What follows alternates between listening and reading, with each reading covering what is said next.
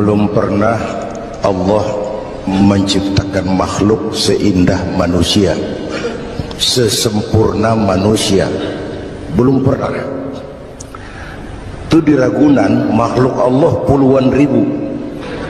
Bandingin nama kita, bagus mana?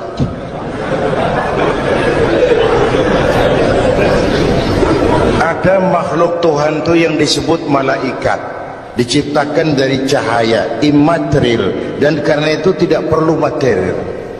Malaikat diberikan akal tapi tidak diberikan nafsu. Kalau malaikat selalu benar, nggak istimewa.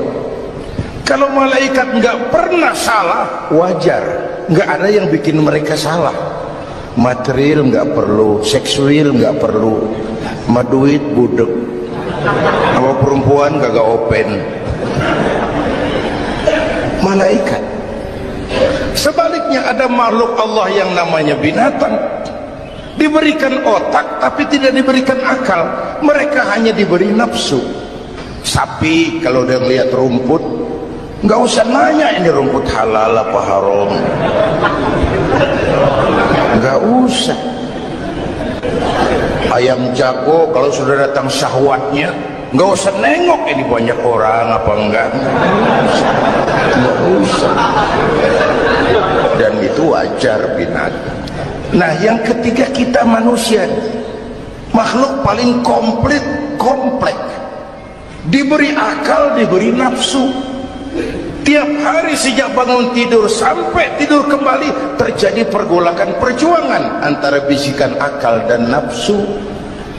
Kadang akal menang, kita naik jadi malaikat, cuman potongannya manusia. Kadang nafsu menang, kita turun lebih kayak binatang, bahkan lebih rendah daripada binatang, lebih buas daripada binatang. Buas-buasnya sapi, makanannya cuma rumput. Manusia kalau sudah puas, aspal, kabel telepon, minumnya solar,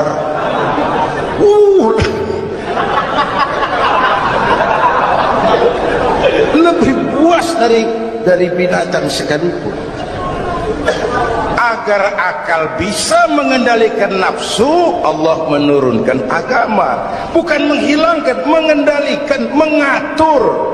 Manusia tanpa nafsu bukan manusia. Manusia nafsu melulu, kebo.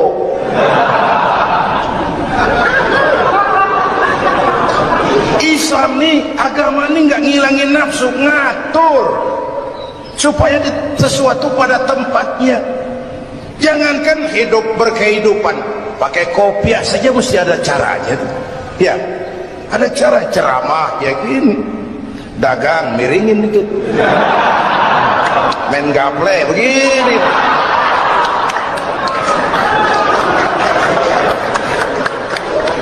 Mau pakai kopiah aja ada cara aja. Mengendalikan nafsu itu ditempatkan pada tempatnya, bukan menghilangkan nafsu. Laki-laki perlu perempuan, perempuan perlu laki-laki, itu nafsu. Islam mengatur lewat pintu yang disebut nikah. Maka dalam Islam jangankan orang biasa, kiainya boleh kawin.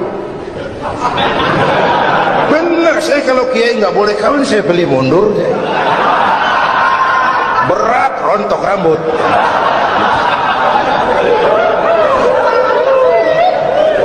Ngatur. Saudara-saudara hadirin yang saya hormati, jadi ternyata di sini bukan perjalanan terakhir. Bahkan ini harus jadi titik awal ke depan, menata hari esok yang lebih pasti dan lebih baik. Pertama, jangan pernah terniat kita akan kembali ke sini lagi. Jangan pernah terniat bahwa kita optimis, itu harus. Bahwa kita semua punya salah, itu pasti. Nih, saya nih, Zainuddin nih, kalau mengharap masuk surga pakai amal yang saya kerjakan sendiri, roman-romannya tipis harapan. Bener. Sholat saya berapa banyak saya tahu, sedekah saya berapa duit saya tahu, sholat saya berapa banyak saya tahu. Terus saya baca sejarah, Nabi Adam dosanya atu, makan buah khuldi. Nabi Adam dosanya atu, dikeluarin dari surga. Kita dosa banyak, pengen masuk, kan kagak nyambung nih, nggak nyeklek. Untung Allah itu bukan Tuhan pendendam. Allah itu ramah dan penuh rahmah. Manusia dosamu banyak, coba kau lihat rahmatku jauh lebih banyak. Manusia dosamu besar, lihat ampunanku jauh lebih besar. Kau nangis di hadapanku, aku senyum melihatmu. Kau berjalan menujuku, aku lari menyambutmu. Sini manusia, sini. Itu yang bikin kita optimis. Allah ramah dan penuh rahmah. Tuhan kita bukan Tuhan pendendam. Jangankan kita nih yang ada dalam Durratan Riyadhus Shalihin itu kan riwayat lama. Ada mbahnya bajingan, tengik lagi. Ini pernah membunuh 99 manusia, 99 orang dibunuh. Bayangin, satu hari datang hidayah, ada keinginan taubat kembali, berangkat dia cari ustadz mau menyatakan taubat. Yang ditemuin ustadz belum tapi matang, masih mengkel. Assalamualaikum ustadz. Salam. Kenapa ustadz, saya mau nanya apa, saya mau taubat, bisa nggak sih? Emang dosa ente apa? Saya pernah bunuh 99 orang ustaz. Oh, ente kelewatan amat. 99 mah gedean itu, susah taubatnya, susah. Enak aja 99 dibunuh, kurang ajar ente.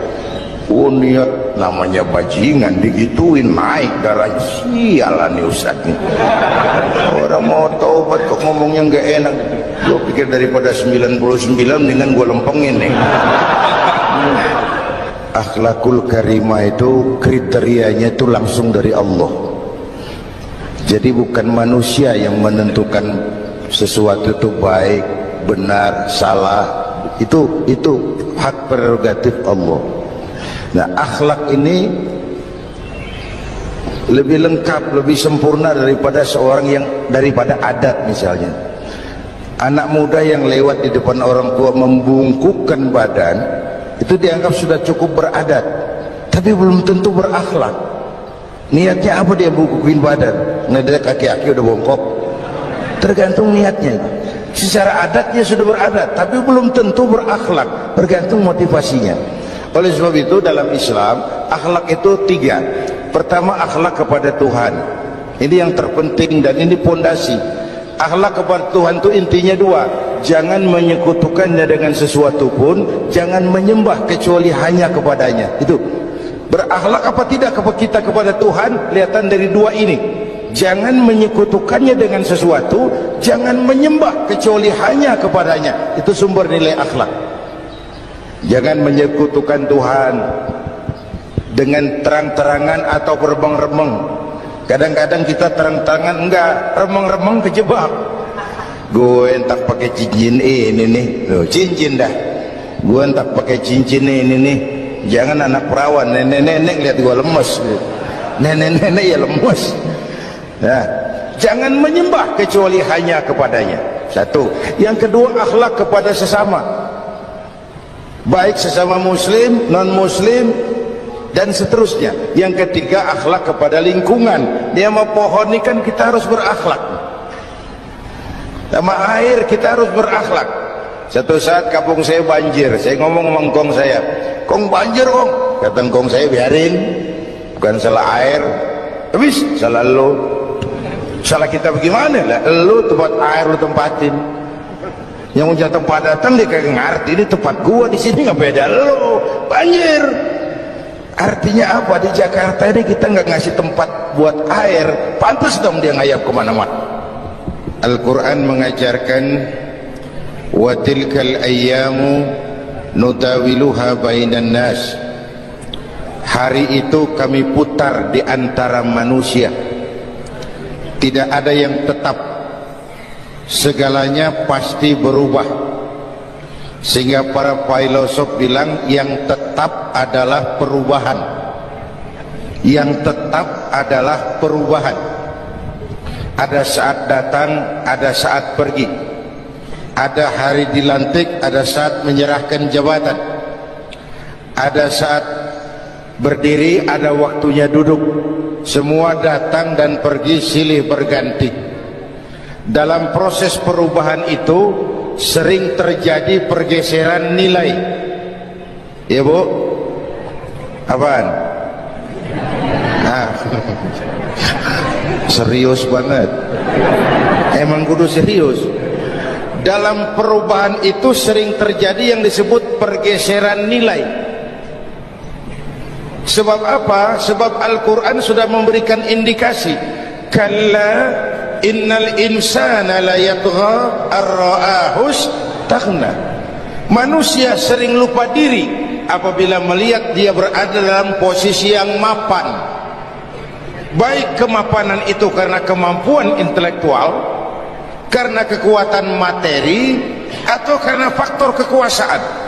Dikala itu orang sering lentur dan luntur, mengalami proses degradasi.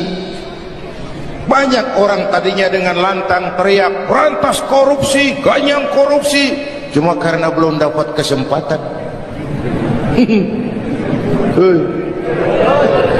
Begitu dapat kesempatan, korupsinya lebih gila dari yang diteriakin.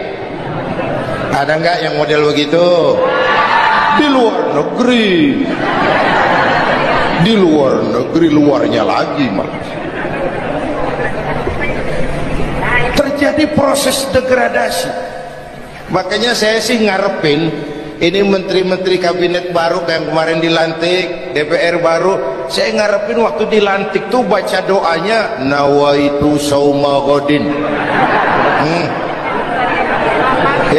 Niat puasa dulu deh. Di negara lagi kurang tapi bagus, ekonomi masih gonjang ganjing, rakyat masih Senin Kemis. Nawaitu sauma godin dulu deh.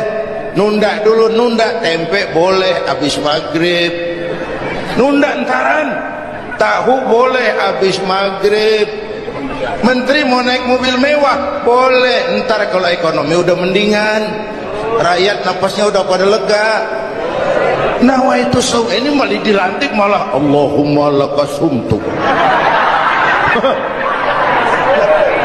Doa buka puasa yang dibaca habis rakus semua jadi.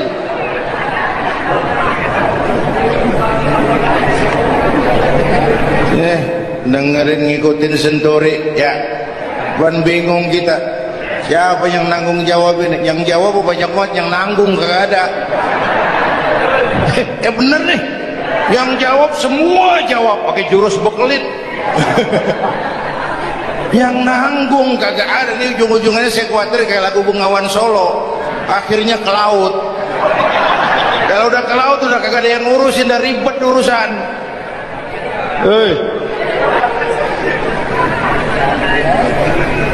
Kita ini sekarang banyak yang merasa pinter tapi tidak pinter merasa.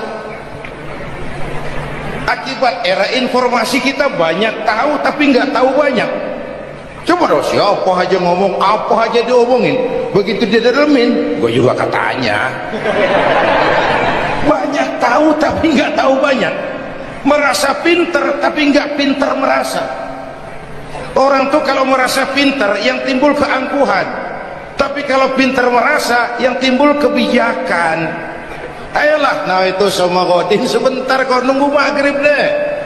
Kalau ekonomi udah beres, rakyat hidupnya udah rada mapan, itu menteri mau pakai mobil buahnya mewah masih bodo amat. Ya, dong menteri-menteri di Inggris harga mobil dinasnya 200 jutaan, padahal Inggris yang bikin Rolls Royce, Inggris bikin mobil Bentley, Inggris bikin mobil Aston Martin. Aston Martin itu merek parfum apa mobil Pak Kiai? Hah? Merek parfum apa mobil? Merek mobil bang. Itu Aston Martin yang dipakai James Bond itu. Oh iya iya. Punya Pak Kiai? Gue juga katanya.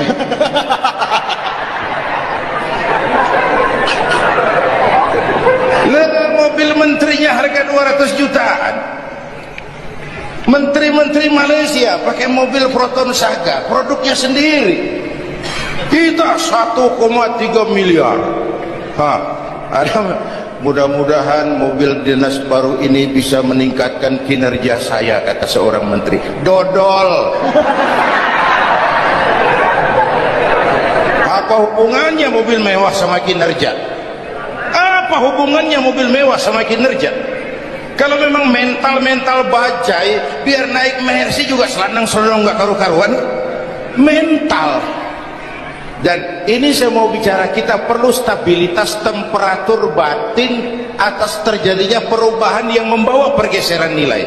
Kita harus kayak ikan di laut. Ibu tahu ikan di laut? Tahu? Itu katanya ikan di laut udah Kristen semua. Sebab yang paling gedenya paus.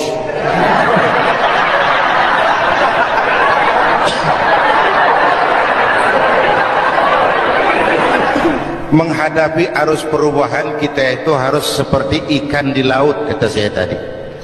Ikan di laut biar 3 tahun berendam di air asin, nggak ikut jadi asin tuh ya. Kenapa? Karena dia hidup. Ikan yang hidup 3 tahun berendam di air asin nggak ikut asin. Tapi begitu dia mati, ikan mati mah bagaimana keadaan? Digarmin asin, diasemin asin. Ikan mati. Orang yang jauh dari agama, jiwanya mati. Kalau jiwanya mati, gampang diasem garmin lingkungan. Dekat sama ustad, kalem kayak ustad. Dekat sama tukang mabuk, teler aja lagi. Gue sih bagaimana yang nyamper aja gue mah. Gampang diasem garmin lingkungan. Tapi orang yang jiwanya hidup, silakan buka tempat pelacuran di samping rumah saya, pantang saya ikut. Silakan buka tempat judi di depan rumah saya, nggak bakalan saya ikut. Silakan buka minuman keras di belakang rumah saya, nggak bakalan saya ikut. Jiwanya hidup. Dan jiwa akan hidup kalau agama hidup di hati kita. Kita tidak bisa menghindari perubahan. Kita tidak bisa menghindari arus persaingan. Sekarang ini jangankan dagang, jadi kiai juga kalau nggak sanggup bersaing. Ini bahasa kasar tapi jujur. Curhat. Karena sekarang orang hidup di zaman banyak pilihan. Pergeseran nilai pas alif bawah alif depan u a e u mim da semata dalapan talam depan lu mata lu. Berasa. Nah, begitu masuk listrik, rumah pada terang, terjadi pergeseran nilai. Apa yang kita lihat? Televisi main gede-gedean. Ya, ya. Ngaku lu, ngaku. Suara Al-Quran sepi. Jangankan yang baca Barzanji, yang hafal Sifat 20, yang baca Quran pun sepi. Ini pergeseran nilai. Dulu sosial kontrol tajam, Pak. Orang peduli sama lingkungan. Dulu, sekarang lu gue. Ya, ya. Dulu kalau ada anak gadis hamil di luar nikah, aib, malu selebar kampung. Sekarang makanan hari-hari. Benar-benar nih. Ibu-ibu lebih menghargai selingkuh daripada poligami. Ayo ngaku. Yang bapaknya senyumnya lebar banget nih Pak. Yang bapak. Terjadi pergeseran nilai. Nah, kita ingin pergeseran nilai itu yang positif, bukan yang negatif. Nah, supaya bisa kita harus punya filter. Ini kan abad entertain, Pak. Orang pandai membangun pencitraan sekarang ini. Karena rakyat kita, umat kita ini kan sekarang kayak daun kering, Pak. Gampang dikumpulin, susah diikat. Berisik, gampang dibakar. Cepat heran, gampang kagum. Masyarakat mall. Nih ibu-ibu nih, coba asal ada mall baru, rame-rame aja berangkat. Belah sono buka, rame-rame aja ke sono. Kagak belanja. Numpang heran doang. Ke sono heran, kemari kagum. Ini dimanfaatkan oleh ahli entertain, pandai membungkus, membangun opini, membangun pencitraan. Maka kita harus punya filter. Menghadapi arus perubahan harus punya stabilitas temperatur batin. Apa konsepsi dasarnya? Agama, Bu. Kekuasaan kalau jatuh ke tangan orang beriman aman.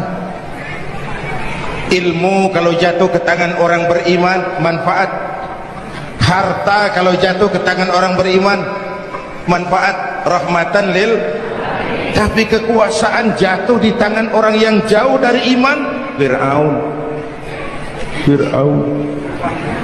Fir'aun kan dulunya cuman raja, Bang, cuman kelamaan jadi raja nggak ada yang nandingin, akhirnya lupa daratan, ngaku jadi Tuhan. Ana rabbukumul a'la, aku Tuhanmu yang paling tinggi katanya. Dihadapi oleh Musa. Dulu mah adu sihir, sekarang kan adu konsep. Itu cuman beda versi aja. Dulu adu sihir, sekarang adu visi dan misi. Polanya sama, begitu orang tuh dikenal dari visi dan misinya. Akhirnya Fir'aun mengangkat diri jadi Tuhan, ditenggelamkan di Laut Merah. Begitu udah cengap-cengap napas sampai tenggorokan, baru amantu bi Rabbi Musa wa Harun. Aduh, kalau begini saya juga percaya sama Tuhannya Musa. Udah mau mati, walaikal maut, gemes banget, dikedukin lumpur, dijugulin, mampus loh. Kemarin kemana, udah gini hari baru beriman. Kekayaan kalau jatuh di tangan orang yang jauh dari iman, yang muncul korun, lupa diri, lupa daratan, masuk dalam kategori kalla innal insana la yatgha ar-ra'ahus dagna. Maka dalam pada itu kita bersyukur Majelis Ulama memberikan fatwa yang berkenaan dengan perubahan-perubahan yang terjadi di tengah-tengah kita, supaya kita ini punya pagar, supaya kita punya benteng ada yang kita pegang. Dan yang memberikan fatwa juga Majelis Ulama, bukan seorang majelis, lalu terdiri dari berbagai macam proses pertimbangan. Enggak sembari ngelamun di bawah pohon jambu tuh nyusun fatwa. Saya perlu sampaikan ini, semua orang kan harus hati-hati. Memang ada hadis, barang siapa yang berijtihad lalu ijtihadnya benar dapat 2 pahala. Kalau ijtihadnya salah dia dapat 1 pahala. Man ijtahada, man di sini bukan lil itlaq, bukan siapa saja. Barang siapa lalu siapa saja, nggak beres urusan. Barang siapa yang memenuhi persyaratan untuk berijtihad lalu dia berijtihad, itu yang kalau salah dapat 2, kalau salah dapat 1, kalau benar dapat 2. Jadi man ijtama'a fihi syurutul ijtihad, bukan man lil itlaq lalu siapa saja boleh berijtihad lalu lahir fatwa yang aneh-aneh. Tetapi sungguh pun demikian, fatwa Majelis Ulama itu tidak bersifat mengikat. Ini yang bijaksananya. Tuh, dalam Al-Quran, Pak, Bu, balik lagi ke ceramah nih. Dalam Al-Quran Allah itu maha bijaksana. Kapan? Coba. Kalau surga disediakan untuk orang yang tidak punya dosa, sepi surga. Ya. Nih, ayo jujur nih, ada nggak yang kagak punya dosa di sini? Nggak ada. Untung Allah bilang apa? Wa amma man saqulat mawazinuhu fahuwa fi 'ishatir radiyah. Orang yang timbangan kebaikannya lebih berat dari timbangan La ilaha illallah, bahwa tidak ada Tuhan yang perlu disembah selain daripada Allah Subhanahu wa ta'ala.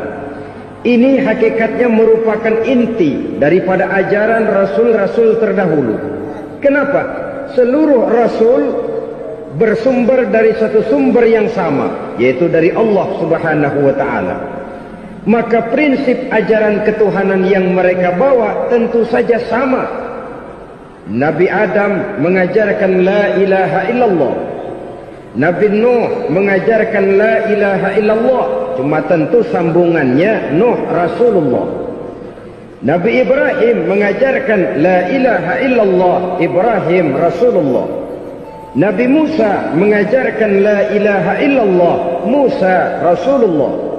Bahkan Nabi Isa mengajarkan la ilaha illallah, Isa Rasulullah. Dan Nabi Muhammad mengajarkan la ilaha illallah, Muhammadur Rasulullah.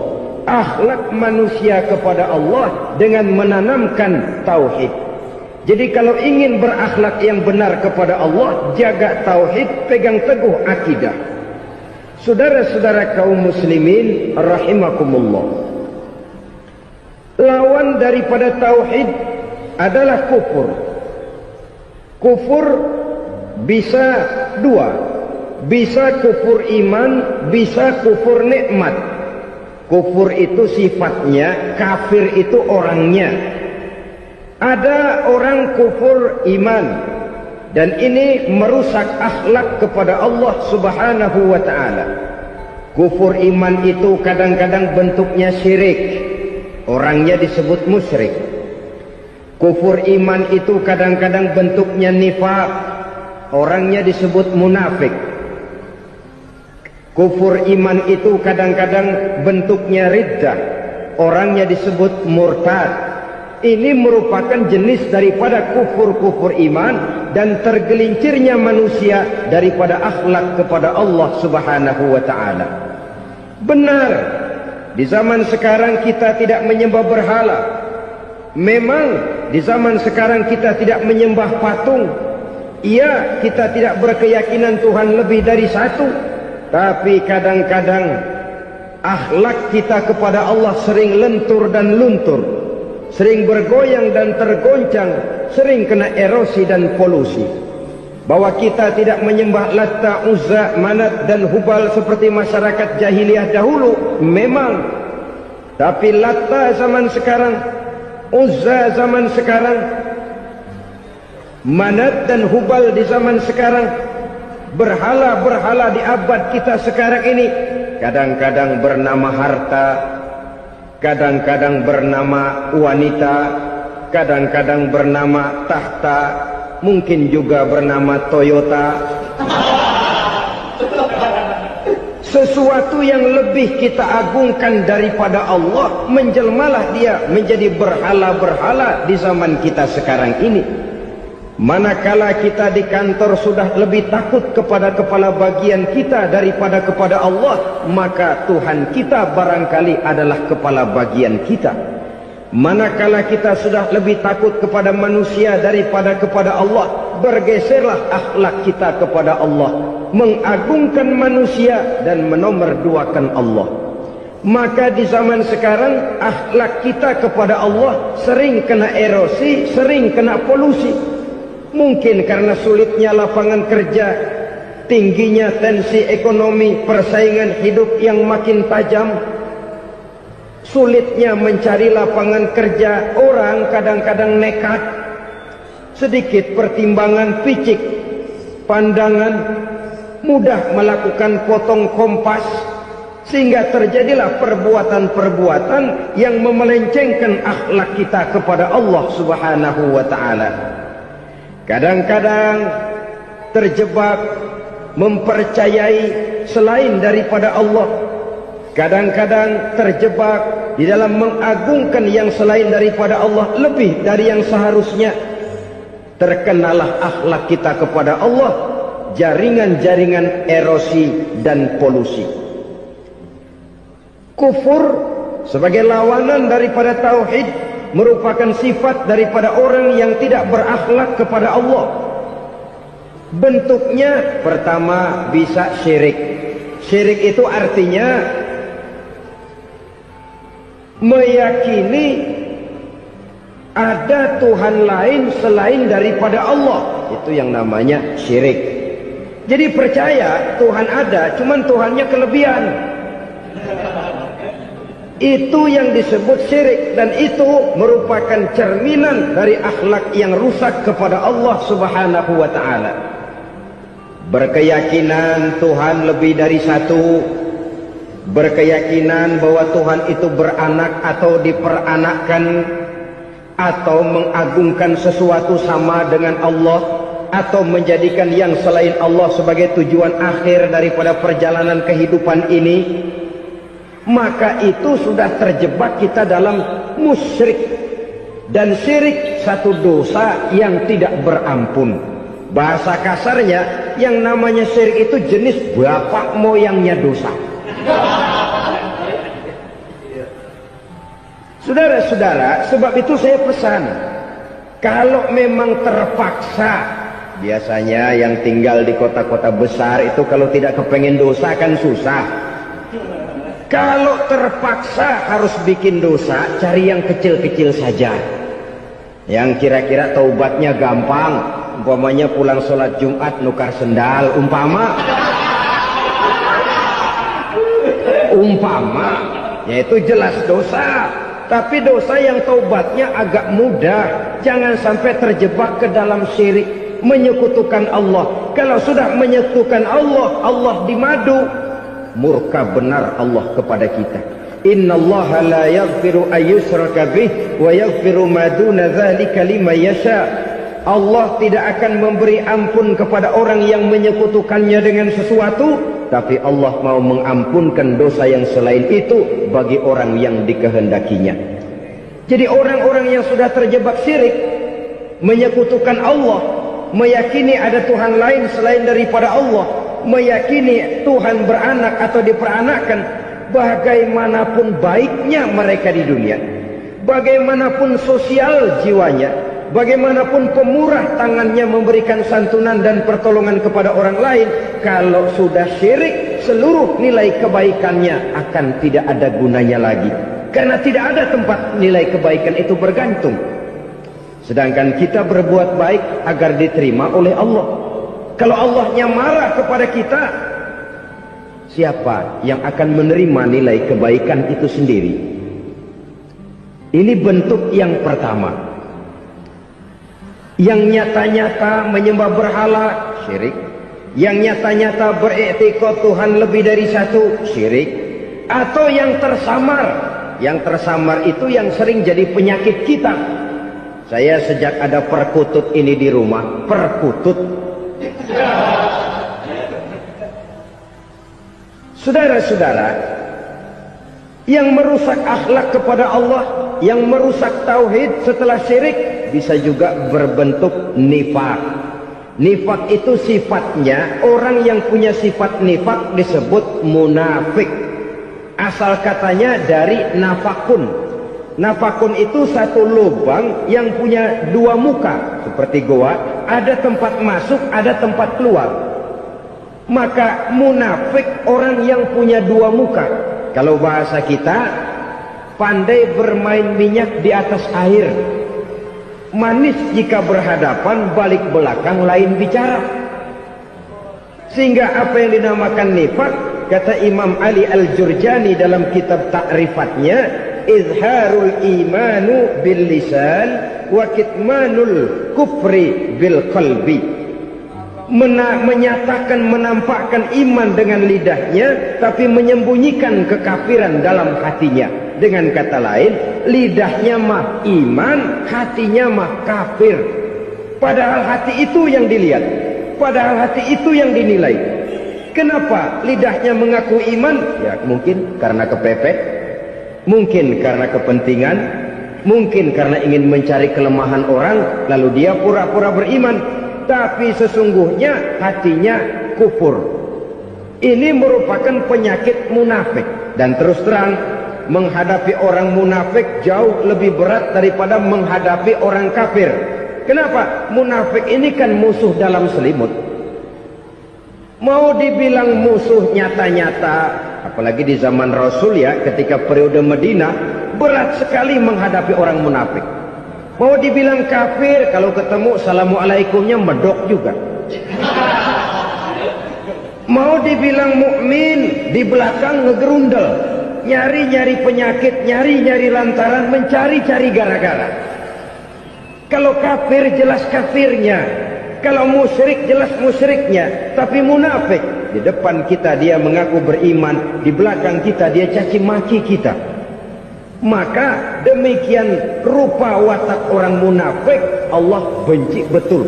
Sampai dalam Quran orang munafik itu divonis innal munafiqin fid darkil asfal minan nar. Orang-orang munafik di dasar jurang neraka yang paling bawah, keraknya neraka. Saudara-saudara kaum muslimin rahimakumullah, sebab munafik sangat berbahaya, membahayakan umat, membahayakan agama. Di depan kita mereka ngaku pura-pura beriman, kalau pidato luar biasa, memuji agama setinggi langit, menampakkan seolah-olah dia orang yang dekat dengan agama. Saudara-saudara, agama penting, agama mutlak, tapi yang ngomong begitu agamanya apa, remeng-remeng. Cuma sekedar lipstick, cuma sekedar dekorasi, cuma sekedar kamuflase buat ngibuli orang lain. Dia mengaku beragama, mengatakan agama mutlak, menganggap agama penting, seolah-olah memperhatikan benar tentang tatanan kehidupan beragama, tapi sebenarnya di hatinya tidak lebih berkecamuk penyakit-penyakit kufur. Maka sifat munafik ini termasuk menodai tauhid, artinya merusak akhlak kita kepada Allah Subhanahu wa ta'ala. Sifat yang ketiga yang juga merusak akhlak kita kepada Allah dinamakan riddah. Riddah itu sifatnya, orang yang punya sifat riddah disebut murtad. Murtad keluar dari Islam. Keluar dari Islam tentu tadinya di dalam Islam. Oleh satu perbuatan dia bisa menjadi murtad. Misalnya tadinya dia iman benar kepada Allah, tapi melarat.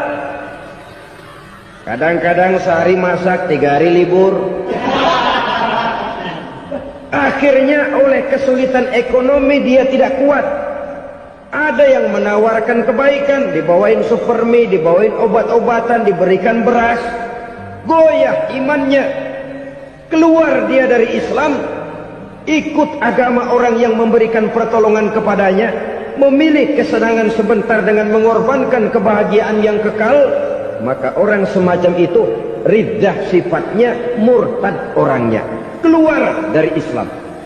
Dan yang menyebabkan kita murtad bukan cuma orang nyata-nyata memproklamirkan diri keluar dari Islam lalu mengikuti agama orang lain. Bukan cuma itu.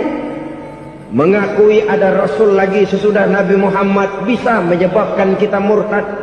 Mengingkari nikmat Allah bisa menyebabkan kita murtad. Meyakini semua agama benar bisa menyebabkan orang menjadi murtad. Meragukan kesempurnaan dan kelengkapan Al-Quran bisa menyebabkan orang jadi murtad. Mengingkari sunnah bisa menyebabkan orang menjadi murtad. Banyak hal-hal yang bisa mendatangkan penyakit riddah dan membuat pelakunya menjadi murtad. Dan ini menodai akhlak kita kepada Allah Subhanahu wa ta'ala. Itu tadi kufur iman, saudara-saudara. Nyata-nyata mengingkari Allah, baik dalam bentuk syirik, nifak ataupun riddah. Kufur yang kedua dinamakan kufur nikmat. Apa itu kufur nikmat? Sitru nikmatil mun'im au ya'malu fi mukhalafatil mun'im. Menutup-nutup nikmat Allah atau melakukan perbuatan yang menentang, bertentangan dengan kehendak yang memberikan nikmat. Jadi kufur nikmat pertama, nutup-nutupin Tuhan. Tuhan jalingin. Duit lu banyak amat, dari mana? Gua kerja. Lalu kerjanya nomor 1. Orang yang berakhlak kepada Allah, dia akan menjawab, kamu uangnya kok banyak, dari mana? Rezeki dari Allah. Caranya, saya kerja. Kerja itu cara, rezeki itu dari Allah datangnya. Bukankah di zaman sekarang kita sering terpeleset? Ini merupakan cerminan dari rapuhnya akhlak kita kepada Allah Subhanahu wa ta'ala. Karena usaha saya memang, karena saya peras keringat banting tulang, tentu. Tapi sadarkah kita bahwa sepanjang yang bisa kita lakukan cuma berusaha, peras keringat banting tulang?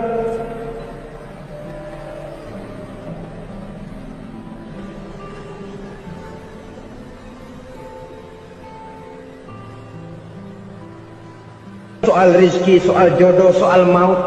Kitakah yang mengatur? Kitakah yang menentukan? Subhanallah.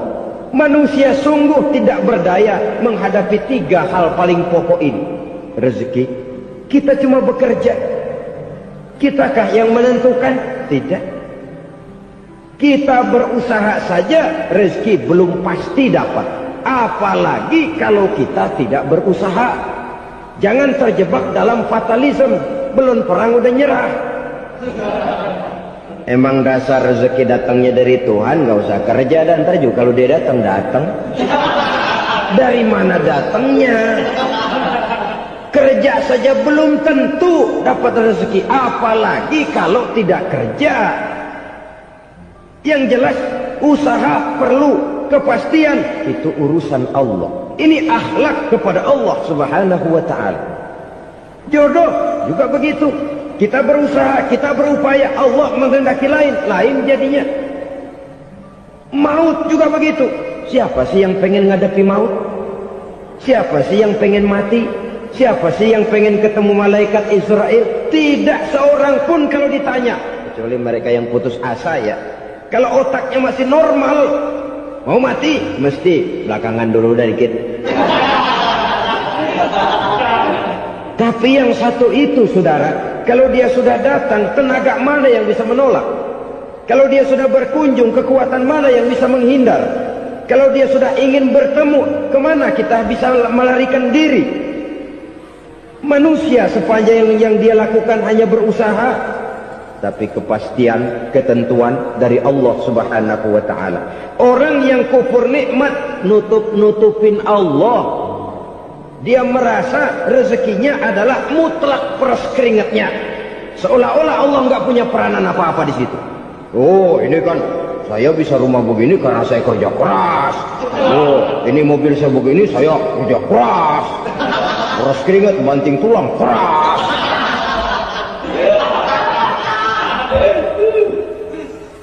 Saudara-saudara kaum muslimin rahimahkumullah. Jadi menutupi Allah. Akibatnya nanti kalau dia berhasil, Allah ketutupan. Kalau dia gagal, orang lain dicaci maki, dicari kambing hitam.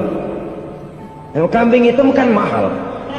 Karena orang sering cari-cari kambing hitam. Jarang orang mau jujur kalau bertemu kesulitan lalu mencari sebab pada dirinya sendiri. Yang paling enak ya nyalain orang. Lo begitu. Orang lain yang paling enak kita salahin. Au ya'malu fi mukhalafatil mun'im, atau dia melakukan sesuatu yang tidak sesuai dengan kehendak yang memberikannya nikmat.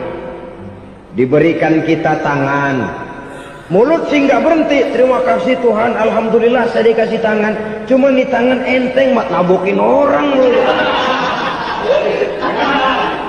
Itu sudah mukhalafatul mun'im, bertentangan dengan kehendak yang memberikan nikmat. Diberikan harta, mulutnya mah basah, terima kasih Tuhan, alhamdulillah dikasih harta, tapi pelitnya minta ampun. Kikir, koret, medit. Ini juga termasuk kufur nikmat, mempergunakan suatu nikmat bertentangan dengan kehendak daripada yang memberikan nikmat itu sendiri. Saudara-saudara kaum muslimin rahimakumullah. Oleh karenanya kufur iman memang lebih bahaya daripada kufur nikmat. Tapi jangan lupa, kufur nikmat bisa menyeret orang kepada kufur iman. Nah kalau Allah udah dialingin, Tuhan sudah dinomor duain, lama-lama kenapa dia tidak mendewakan dirinya sendiri? Mendewakan pangkatnya, mendewa-dewakan otaknya, mendewa-dewakan kemampuannya. Pada awalnya dia memang cuma kufur nikmat, tapi lambat laun kalau ini tidak diobati secara pasti orang akan mengarah kepada kufur iman. Bisa berbentuk syirik, bisa berbentuk nifak, bisa berbentuk riddah. Saudara-saudara, oleh karena itu menjaga akhlak kepada Allah mutlak penting. Sebab apa? Kita tidak berakhlak kepada manusia saja, kita dikucilkan dari pergaulan. Kalau kita tidak berakhlak kepada Allah, dikucilkan oleh Allah.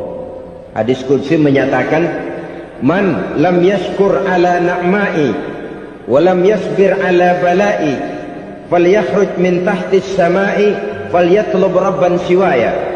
Kata Allah, siapa orang yang tidak mau bersyukur terhadap nikmat yang aku berikan kepadanya dan tidak mau sabar terhadap ujian yang aku berikan kepadanya, falyakhruj min tahti as-sama'i, persilahkan saja keluar dari kolong langitku, waliyatlub rabban siwaya, tolong cari Tuhan lain selain daripada aku. Murka Allah, diusir, cuman gak kedengeran aja.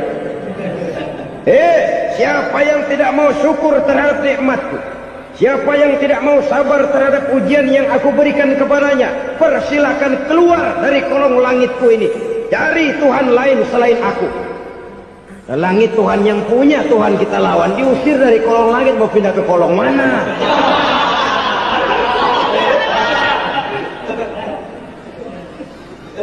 Jadi jangan merasa kufur nikmat kan enteng. Iya, kelihatannya begitu, tidak sebahaya kufur iman. Tapi kufur nikmat ini merupakan anak tangga yang kalau kita sudah mulai naik, kita akan naik terus sampai kepada tingkat di mana kita mengalami kufur iman.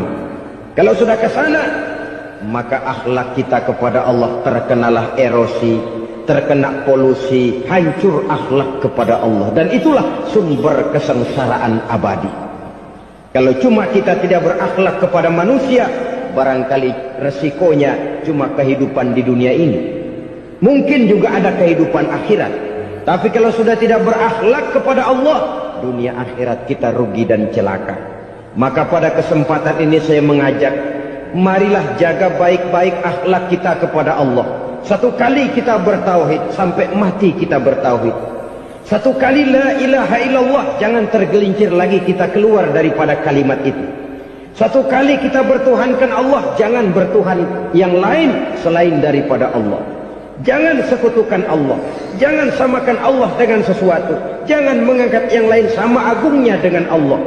Sebab dengan demikian kita seolah-olah sudah mengotori akhlak kita kepada Allah Subhanahu wa ta'ala. Saudara hadirin yang saya hormati, jadi oleh karenanya akhlak kita kepada Allah merupakan basis daripada kehidupan beragama.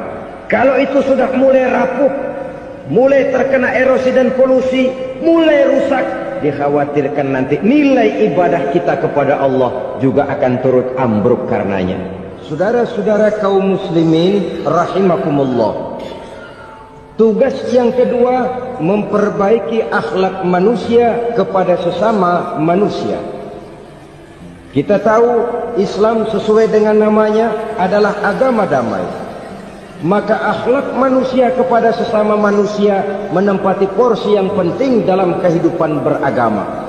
Bagaimana seorang muslim bergaul, bertata krama terhadap sesama manusia. Mari kita lihat lebih jauh persoalannya. Untuk memudahkan pembicaraan dari kacamata agama, kita kelompokkan saja manusia itu dalam dua.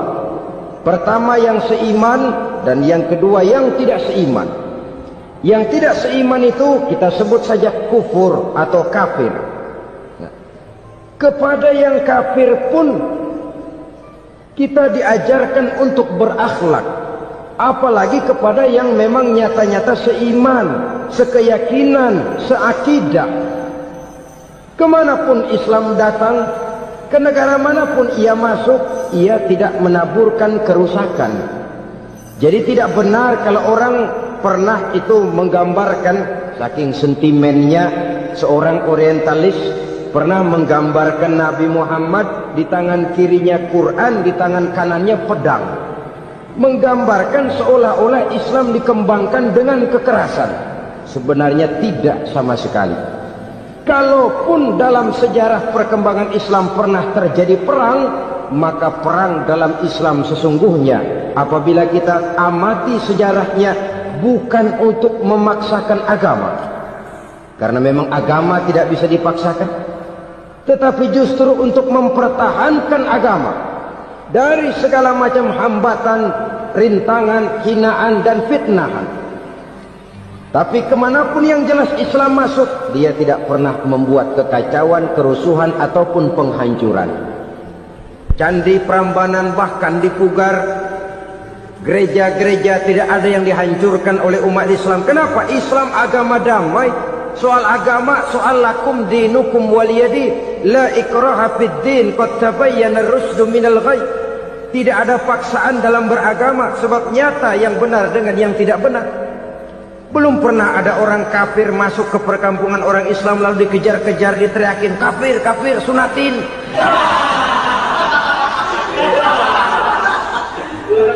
Belum pernah. Kenapa? Islam menghormati orang lain agama.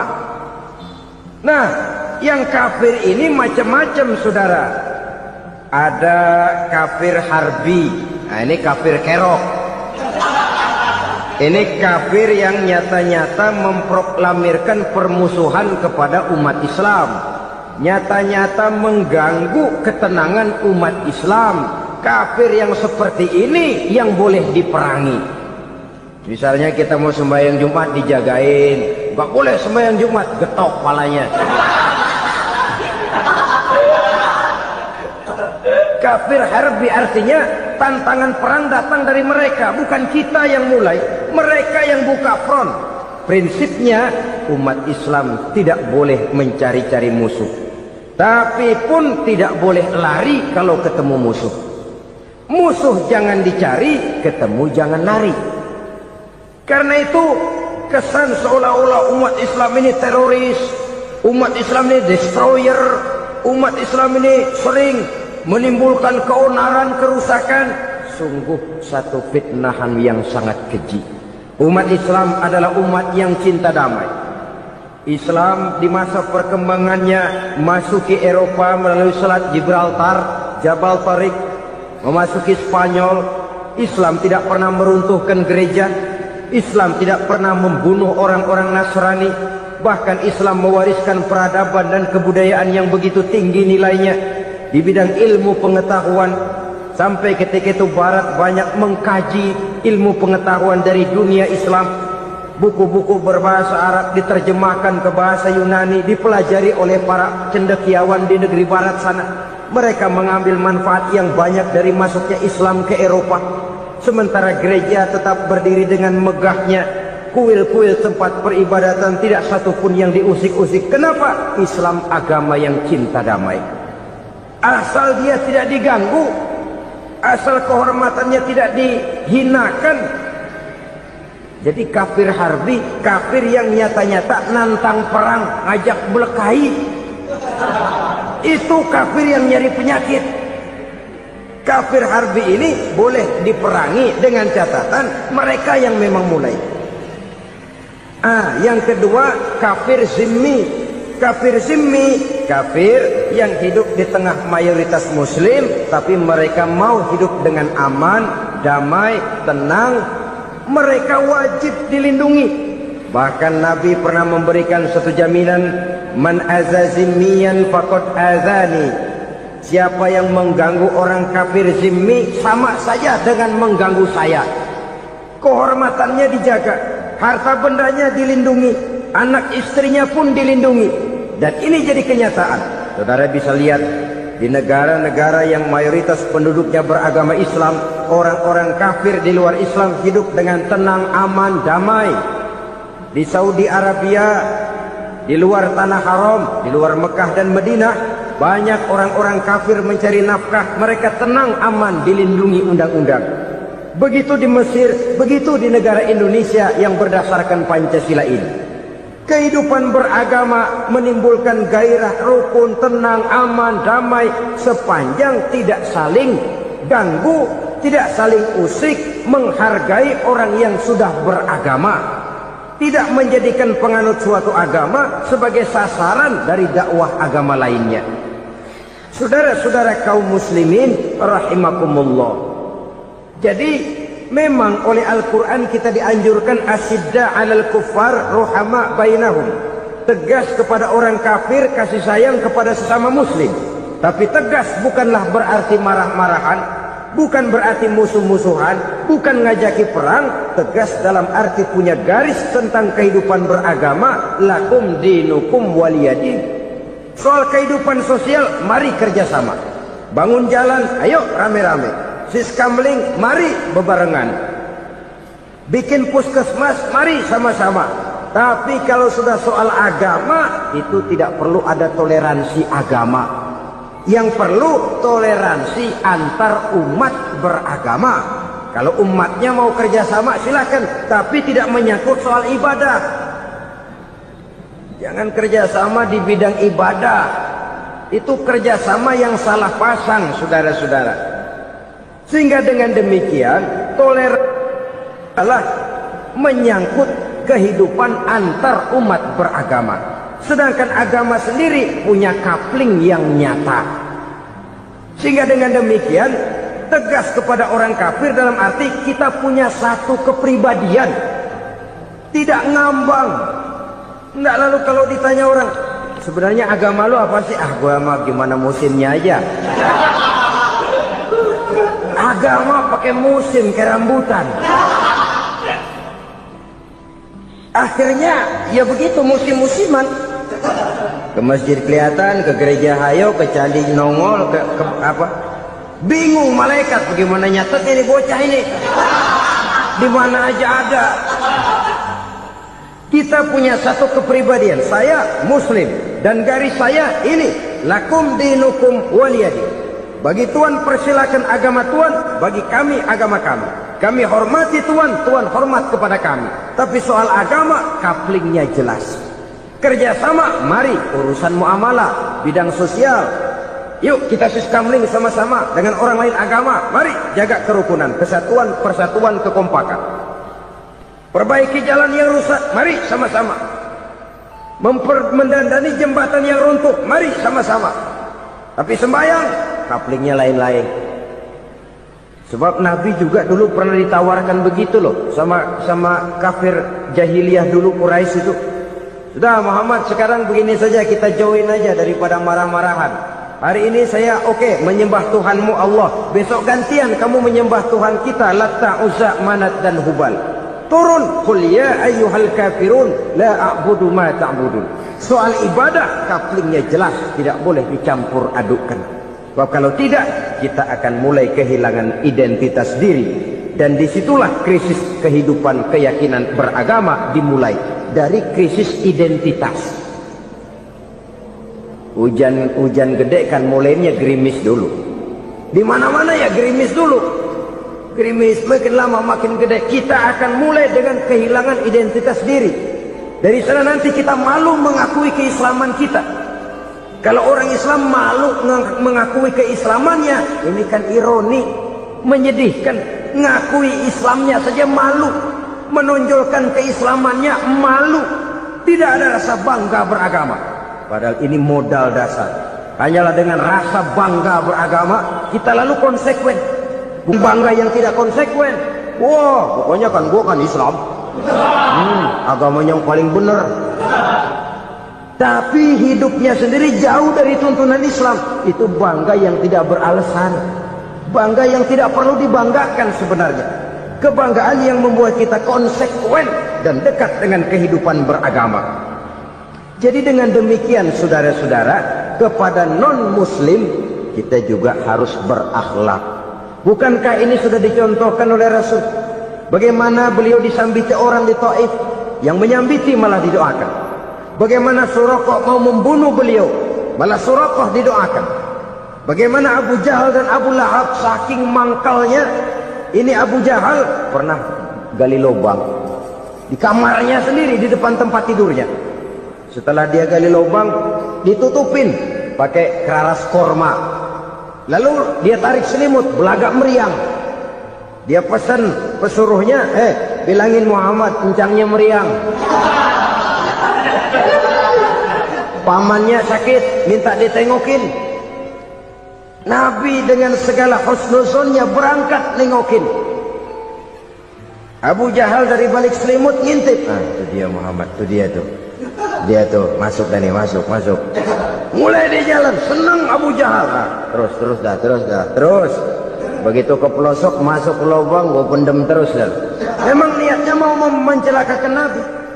Sudah tinggal beberapa langkah lagi Nabi akan berjalan ke arah lubang itu. Malaikat Jibril ngasih tahu, Muhammad, Abu Jahal pamanmu cuma pura-pura sakit.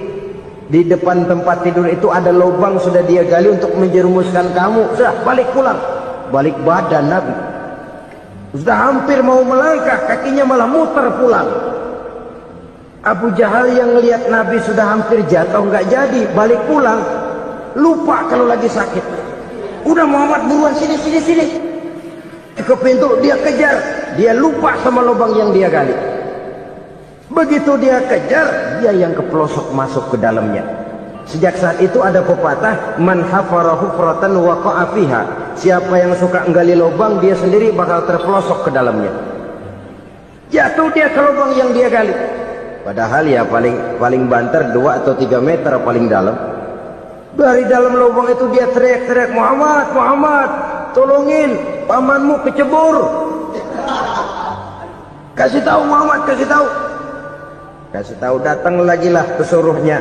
Muhammad, pamanmu Abu Jahal kecebur, minta tolong diangkatin. Sudah diulur tambang, habis sambung lagi, nggak bisa sampai. Masa iya, cuma kamu yang bisa nolong. Apa yang dilakukan Nabi? Balik mau nolongin. Akhlak. Kita kalau ada orang gali lubang buat nyeburin kita, dia sendiri yang kecebur. Borok gua kagak alamin loh. Mati sekalian dah. Nabi mah enggak, balik nolongin tuh Abu Jahal. Kenapa paman kecebur? Iya Muhammad, tolong, tambang udah diulur-ulur, sambung-sambung nggak sampai. Aduh kasihan paman nih, pegang tangan saya. Nabi cuma ulurin tangan, nyampe dipegang oleh Abu Jahal. Diangkat ke atas. Nyampe atas, apa kata Abu Jahal? Tambang bergulung-gulung nggak nyampe, kamu cuma pakai tangan doang kok bisa Muhammad, hebat banget sihirmu. Mukjizat dia bilang sihir, udah ditolongin nyelak lagi, kan yang enak kita injek palanya.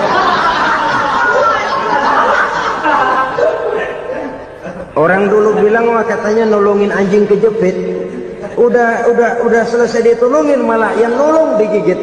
Saudara hadirin yang saya hormati, kepada orang-orang kafir kita harus berakhlak, menghormati mereka, tidak memaksakan satu keyakinan dalam batas-batas yang ditolerir oleh agama, yaitu pada masalah-masalah sosial dan muamalah. Itu kepada non-muslim, apalagi kepada sesama muslim. Baik akhlak kepada orang tua, akhlak kepada guru, akhlak kepada jiran atau tetangga, itu semua termasuk dalam akhlak kepada sesama manusia. Akhlak kita kepada orang tua, kadang-kadang kita orang timur ini ketularan orang barat. Engkongnya dianggap CS. Salaman main kedet aja, halo kong. Engkongnya bahalo di bengong. Saudara-saudara kaum muslimin rahimakumullah, akhlak yang tua kepada yang muda, akhlak yang muda kepada yang tua, kepada jiran dan tetangga, kepada sanak famili dan handai tolan, pendeknya kepada sesama muslim. Tetangga ada haknya, ada hak tetangga yang kalau kita berakhlak itu harus dipenuhi. Contoh kecil, kalau saya beli radio, itu saya dong boleh berpikir, ini radio saya beli pakai uang saya setel di rumah saya, sekeras-kerasnya ada apa sama orang lain? Radio gua, yang beli gua pakai duit gua, gue setel di rumah gue, ada urusan apa sama orang lain? Itu kalau menurut saya. Tapi tetangga sebelah saya kan bisa juga ngomong begitu. Mata gue, yang ngantuk gue tidur di rumah gue, kenapa suara radio lu masuk kemari? Ketika itulah lalu kebebasan saya nyetel radio dibatasi oleh kebebasan tetangga saya yang mau tidur. Ini sudah akhlak namanya. Umpamanya lagi ada Nabi ajarkan, iza tabakhta maraqatan fa'akthir ma'aha wa ta'ahad jiranaka. Kalau kamu masak sayur, banyakin kuahnya, bagiin tetangga kamu. Bukan bagiannya itu yang jadi soal, tapi akhlak kepada tetangga. Udah tahu tetangganya kelaparan, diseksa, goreng ikan asin, se-RW baunya ngayap, kembang kempis orang nungguin. Saudara hadirin ma'asyiral muslimin rahimakumullah, Jadi dengan demikian, kalau sudah kembali kepada orang-orang yang nilai imannya sama dengan kita, apapun organisasinya, apapun baju yang mereka pakai, kaos yang mereka pakai, jaket yang mereka pakai, kalau sudah seakidah, seiman, jaga akhlak kita. Pendapat boleh berbeda, kaos boleh tidak sama, jaket boleh beraneka warna, bendera boleh beragam-ragam, tapi ukhuwah Islamiyah ini utamakan. Adalah lebih baik mencari persamaan dalam kehidupan dan bukan memperbesar perbedaan.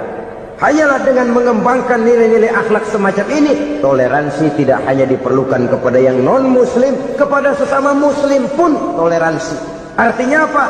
Jangan memponis amalan orang lain. Yang usoli, yang tidak usoli, berjalanlah menurut keyakinannya masing-masing. Jangan lalu memponis, itu namanya nggak toleransi. Kamu nggak pakai usoli ya? Enggak. Brengsek. Kamu pakai usoli ya? Iya. Bidah. Nah, dua-duanya kagak yang benar. Kalau yang sembahyang kagak benar, bagaimana yang kagak sembahyang? Apa itu yang benar? Toleransi, setuju dengan perbedaan pendapat, jangan memponis amalan orang lain. Karena kita hanya beramal, hak menerima adalah Allah Subhanahu wa ta'ala. Jangan sebentar-bentar mencap, bidah, dolalah, finnar, neraka. Kayaknya neraka kapling orang tuanya kali. Gampang bener masukin orang ke neraka.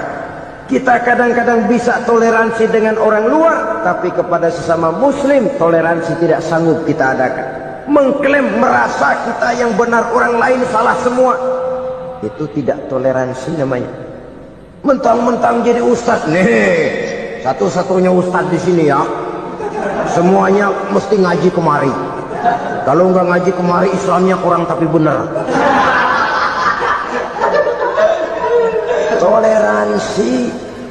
Saudara-saudara kaum muslimin rahimakumullah, lapang dada menghargai orang yang berbeda pendapat. Apalagi kalau perbedaan pendapat itu menyangkut hal-hal yang tidak prinsipil, menyangkut hal-hal yang sekunder dalam kehidupan beragama, menyangkut masalah-masalah yang dalam bahasa fikih disebut soal-soal furu'iyah. Tidak usah menyebabkan kita bersih tegang.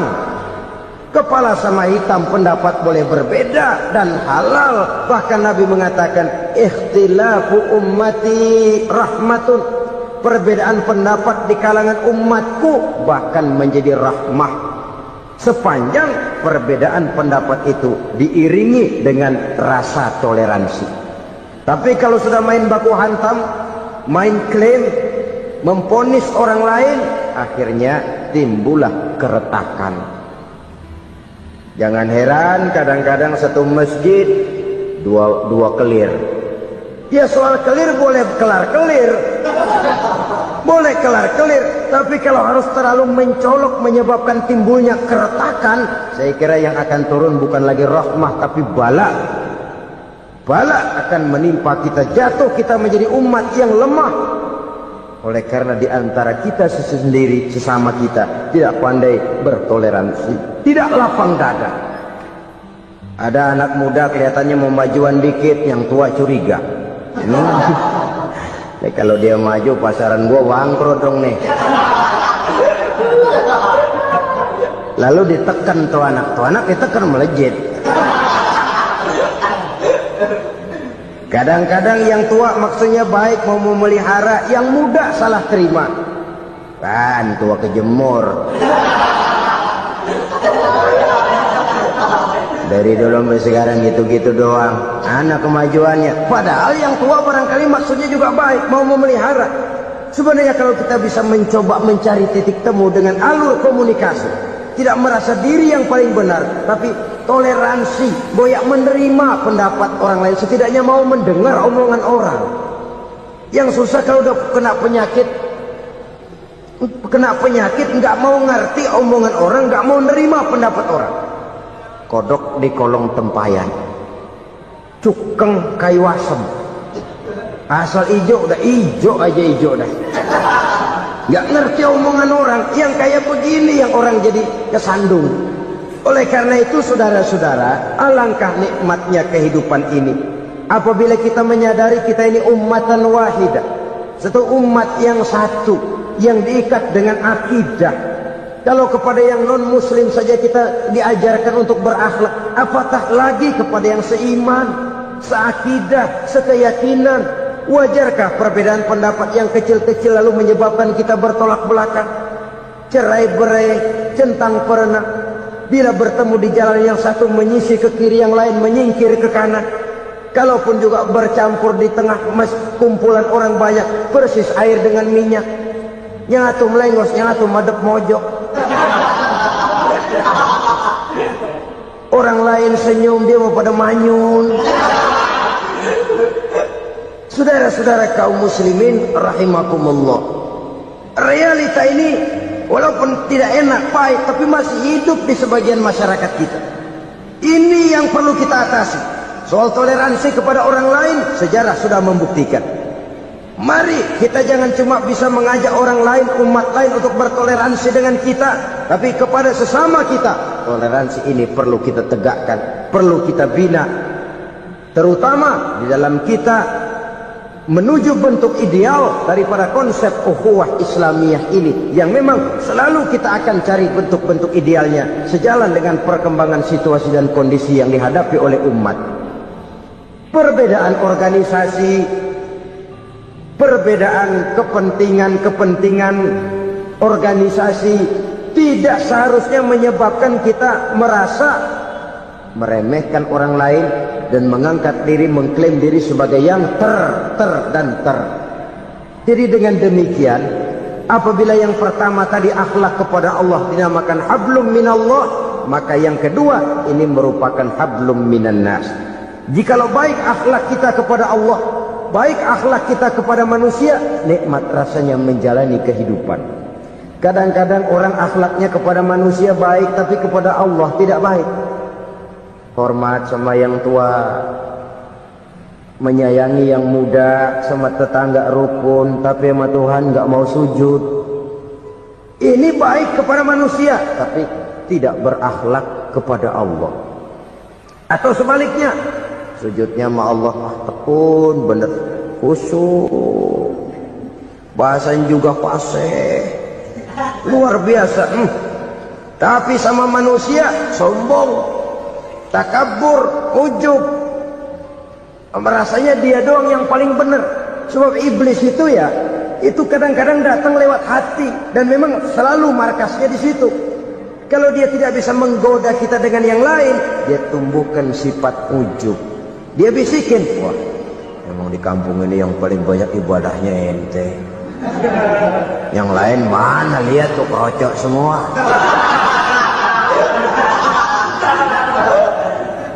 Lalu di hati orang itu tertanam sifat iya ya. Nah, tatkala iya ya, dia sudah terkena serangan iblis. Akhirnya apa? Orang lain diremehin. Asalnya nggak mau sembahyang, ya diajak salaman dan najis aja dah. Ketemu juga mukanya ditekuk 4. Akhirnya bukan ngajak, malah ngenyek, ngina. Lah orang dihina makin jauh, makin tidak tersentuh. Bukan cara itu yang diajarkan oleh Rasul. Bahwa orang tidak mau sholat, tugas kita mengajak. Soal dia tidak sholat, itu dosa dia kepada Allah. Saudara-saudara kaum muslimin, ujub disuntikkan oleh iblis ke dalam hati kita. Sujudnya kepada Allah benar, tapi akhlaknya kepada sesama manusia merasa paling benar sendirian, merasa orang lain salah semua. Pokoknya kalau di luar lingkungannya udah kagak bener aja udah bahaya. Saudara-saudara, ini juga penyakit yang disuntikan oleh iblis. Sebab iblis itu tipu dayanya luar biasa, strateginya lihai. Makin tinggi kualitas iman, ya makin berat upaya iblis untuk menjerumuskan kita. Karenanya saya mengajak, marilah kita bertoleransi. Baik kepada non-muslim, lebih-lebih lagi kepada sesama muslim yang kebetulan berbeda baju, berbeda kaos, berbeda organisasi, lain bendera yang dibawanya. tapi toleransi mari kita canangkan. Kita terikat oleh ukhuwah Islamiyah. Dua. Yang ketiga, akhlak manusia kepada makhluk Allah lainnya di luar manusia. Saudara-saudara, dengan berakhlak kepada Allah, berakhlak kepada sesama manusia, berakhlak kepada makhluk Allah di luar manusia, baik flora maupun fauna. Bapak-bapak, ibu-ibu, saudara-saudara kaum muslimin rahimakumullah. Qaf adalah lambang dari sifat qanaah. Qanaah artinya merasa cukup. Puasa melatih kita untuk bersikap cukup dalam hidup. Kalau kita perturutkan menjelang saat berbuka, menunggu waktu berbuka, istilah orang di Jawa Barat ngabuburit katanya, kita menunggu saat berbuka, segalanya saja ingin kita beli, segalanya saja ingin kita minum, semuanya saja ingin kita makan. Sebab nafsu sudah begitu berupa, perut sudah sedemikian lapar, kerongkong sudah sedemikian haus, rasanya semuanya saja ingin kita telan. Tapi tahukah kita bahwa setelah maghrib berbunyi, berapa banyak yang kita makan, berapa banyak yang kita minum? Sesuaikah dengan keinginan kita tadi siang? Tadi siang semuanya ingin kita makan, tadi siang semuanya ingin kita minum. Setelah berbuka, berapa banyak yang kita makan, berapa banyak yang kita minum? Itulah kehidupan. Segalanya ingin kita kuasai, segalanya ingin kita punyai, tapi berapa sih yang benar-benar kita perlukan? Maka orang kaya adalah orang yang hidupnya cukup. Orang miskin hakikat yang selalu merasa kurang. Bagaimanapun besar rumah, banyak uang kita, berpuluh kendaraan kita, kalau hidup selalu merasa kurang, itu artinya kita masih miskin. Maka jikalau ingin menjadi orang kaya, kuncinya hakikatnya cuma satu, hati kita merasa cukup dengan yang diberikan Allah, bersyukur atas segala nikmatnya, dan dengan syukur itu, nikmat itu akan ditambah oleh Allah Subhanahu wa ta'ala. Puasa menimbulkan sifat qanaah, dan qanaah adalah watak daripada orang-orang yang bertakwa kepada Allah Subhanahu wa ta'ala. Persis seperti orang minum air laut, makin diminum makin haus, makin diminum makin kering tenggorokan. Begitulah orang berhadapan dengan materi. Tadinya dia akan senang kalau dia merasa punya tanah ratusan hektar. Sudah ratusan hektar tidak cukup ngelamun lagi, alangkah nikmatnya kalau bisa beli gunung. Gunung dibeli. Sudah punya gunung, lihat laut. Aduh, kalau laut juga bisa dibeli, beli lagi laut. Sudah punya laut, lihat ke atas langit ada yang jual apa enggak ya?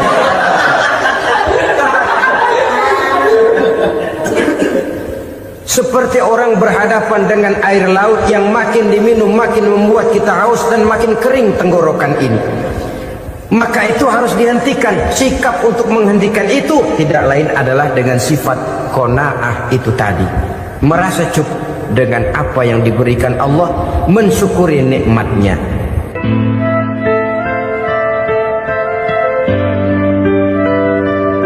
Assalamualaikum warahmatullahi wabarakatuh. Alhamdulillahi rabbil alamin, wa bihi nasta'inu ala umuri dunya waddin. Salatu wassalamu ala ashrafil anbiya wal mursalin, Sayyidina wa maulana Muhammadin wa ala alihi wa sahbihi ajma'in, amma ba'du. Pada pertemuan kali ini secara khusus kita akan membicarakan tentang puasa ini. Kita akan mulai dari yang pertama, puasa sunnah. Sebagaimana yang kita maklum, sunnah adalah satu perbuatan yang apabila kita kerjakan berpahala, tapi apabila kita tinggalkan tidak merupakan dosa. Hanya saja ia merupakan barometer dan ukuran daripada orang-orang yang cinta kepada sunnah itu sendiri. Ada banyak jenis puasa-puasa sunnah ini. Yang pertama, puasa sunnah di bulan Muharram. Rasulullah sallallahu alaihi wasallam bersabda, "Afdhalus siyami ba'da Ramadan syahrullahil Muharram wa afdhalus salati ba'dal fardhah salatul lail." Diriwayatkan oleh Muslim dari Abi Hurairah. Puasa yang paling utama sesudah puasa Ramadan tidak lain adalah puasa di bulan Muharram, dan solat yang paling afdal sesudah solat yang wajib adalah solat pada sepertiga malam yang akhir.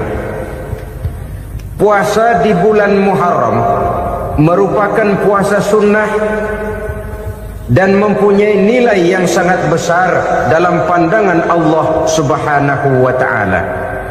Buat mereka yang mampu melaksanakan puasa sunnah di bulan Muharram ini, boleh melaksanakannya selama 10 hari. Hari yang pertama boleh juga 3 hari saja, atau setidak-tidaknya 1 hari daripada bulan Muharram. Yang kedua, puasa 10 hari daripada bulan Zulhijjah. Karena bulan Zulhijjah ini memang termasuk bulan yang dimuliakan oleh Allah Subhanahu wa ta'ala. Pertama, di sana ada hari Tarwiyah, ada hari Arafah, ada hari kurban, ada talbiyah, ada pelaksanaan haji dengan segala manasiknya. Maka puasa sunnah di bulan Zulhijjah merupakan amalan yang sangat utama dan besar pahalanya dalam pandangan Allah Azza wa Jalla. Sebagian ulama menjelaskan, man shoma hazihil ayyam akramahullahu bi asyri asya'in. Siapa orang yang melaksanakan ibadah puasa sunnah pada hari-hari 10 di bulan Zulhijjah ini, Allah Subhanahu wa ta'ala akan memuliakannya dengan 10 macam perkara. Saudara, ini keuntungannya. Yang pertama, orang yang puasa di hari-hari 10 bulan Zulhijjah diberikan al-barakah fi umrihi, diberikan keberkahan pada umurnya. Setiap kita ingin memperoleh umur yang berkah. Umur yang berkah itu yang bagaimana? Apa yang jumlahnya panjang? Mungkin. Tetapi yang jelas, umur yang berkah ini adalah umur yang bisa dipertanggungjawabkan di hadapan Allah Subhanahu wa ta'ala. Artinya, umur yang diisi penuh dengan kebajikan, umur yang diisi dengan segala macam kegiatan ibadah, dan umur yang dengan demikian sungguh pun kita sudah mati, jasad terkubur dalam tanah, nama kita akan tetap hidup, dikenal orang oleh karena kebajikan yang kita kerjakan. Saya kira akan lebih merupakan azab ketimbang nikmat kalau orang diberikan umur panjang tapi hanya untuk menumpuk-numpuk dosa saja. Kan lebih baik mana? Umur pendek banyak pahala, umur panjang banyak dosa. Lebih baik mana? Saya yakin yang paling baik tentu umur panjang banyak pahala. Paling sial umur pendek dosa melulu. Sudah diberikan umur pendek tidak seberapa, dosa berlipat ganda. Itu kalau orang kampung bilang tekor namanya. Rugi. Umur pendek hanya untuk menumpuk-numpuk dosa. Boleh jadi kalau umat-umat zaman dulu, saudara, mereka diberikan umur panjang. Nabi Adam, kita tahu Nabi Adam itu 2000 tahun umurnya. Nabi Nuh 950 tahun. Umatnya ya rata-rata segitu itu. Nah, kalau mereka misalnya punya umur 800 tahun, lalu 200 tahun mereka melakukan dosa, kan masih punya restan 600 tahun untuk taubat. Karena umurnya diberikan jatah panjang. Kita ini oleh Allah Subhanahu wa ta'ala, umat Nabi Muhammad ini umurnya pendek-pendek. Kalau nyontoh Nabi 63 tahun saja. Kalau diberikan 70 tahun umur kita sekarang, itu sudah dapat jatah lebih 7 tahun. Alhamdulillah bahwa Allah memberikan saat-saat, waktu-waktu, tempat-tempat yang punya nilai istimewa, sehingga umur yang pendek ini bisa bernilai panjang, nilai ibadahnya bisa bernilai pahala seperti umat yang berumur panjang dahulu itu. Karena itu manfaatkan umur dengan baik, dan salah satu keberkahan daripada umur akan datang dengan melaksanakan ibadah puasa sunnah. Ini yang pertama. Yang kedua, az-ziyadatu fi malihi, berikan tambahan hartanya, menjadi orang kaya. Kaya apa? Kaya hati setidak-tidaknya. Karena dengan tekun dan rajin melaksanakan ibadah puasa, yang segera tertanam dalam jiwa seseorang merasakan cukup di dalam kehidupan. Itulah dia orang yang paling kaya, orang yang hidupnya paling cukup. Kalau orang sudah merasa cukup dalam hidupnya, maka itulah dia orang yang kaya. Saudara-saudara kaum muslimin rahimakumullah, puasa sunnah memberikan tambahan harta, usahanya berkembang, dengan demikian membawa keberkahan, hartanya makin bertambah, akan menunjang ibadahnya kepada Allah, lebih memantapkan dan membawa ketenangan dalam hidupnya. Itu termasuk berkahnya melaksanakan puasa sunnah itu. Yang ketiga, al-hifzu fi iyalihi, diberikan penjagaan, perlindungan terhadap keluarganya. Anaknya sehat, sanak famili dan handai tolannya terjaga dan terpelihara dari segala malapetaka, dari segala mara bahaya.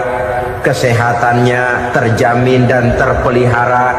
Itu sudah merupakan modal yang sangat besar di dalam kita mengarungi kehidupan. Sebab rasanya sulit untuk bahagia. Duit kita banyak sekali. Usaha kita selalu mendatangkan untung yang berlipat ganda. Tapi sebentar-sebentar anak kita sakit, yang ampek, yang korengan, yang kena musibah, ndak karu-karuan sakit, berobat sampai jutaan rupiah. Itu kan sudah tidak membawa kebahagiaan. Uang masuk yang begitu banyak jumlahnya, habis akhirnya untuk berobat saja. Sebenarnya hitung-hitung ya seri-seri juga. Usaha berhasil, duit banyak, habis untuk berobat. Lah sama juga saudara-saudara. Jadi dengan demikian, biar duit kita banyak, asal keluarga pada sehat saja, udah enak bener itu. Duit banyak, ekonomi cukup, keluarga sehat, nikmat rasanya menjalani kehidupan ini. Yang kiamat sudah duit kagak barang seperak, keluarga ampek semua. Kiamat sudah. Saudara hadirin yang saya hormati, jadi yang ketiga, Allah memberikan pemeliharaan terhadap keluarganya. Satu kali orang dipelihara Allah, tidak satu kekuatan pun yang bisa mencelakakan. Satu kali orang disengsarakan Allah, tidak satu tenaga pun yang mampu menyelamatkannya. Itulah sebabnya perlindungan Allah, pemeliharaan Allah terhadap diri dan keluarga sangat kita perlukan di dalam kehidupan ini. Dengan melaksanakan ibadah puasa, kita mendekatkan diri kepada Allah. Dengan dekat kepada Allah, maka Allah pun dekat kepada kita. Sehingga dalam hadis qudsi dikatakan, ta'arraf ilallahi firraha ya'rifka fi syiddah. Ingatlah kepada Allah di waktu kamu senang, agar Allah ingat kepada kamu di waktu kamu susah. Yang kita laksanakan kadang-kadang sebaliknya. Waktu susah kita ingat Allah, waktu senang kita lupa Allah. Akhirnya nanti pada waktu kita melarat, kebelangsak, susah dan sebagainya, pertolongan tidak akan datang kepada kita. Benar, ta'aruf ilallah firraha ya'rifka fi syiddah. Ingatlah kepada Allah di waktu kamu susah, ingatlah kepada Allah di waktu kamu senang, agar Allah ingat kepadamu di waktu kamu mendapat kesusahan.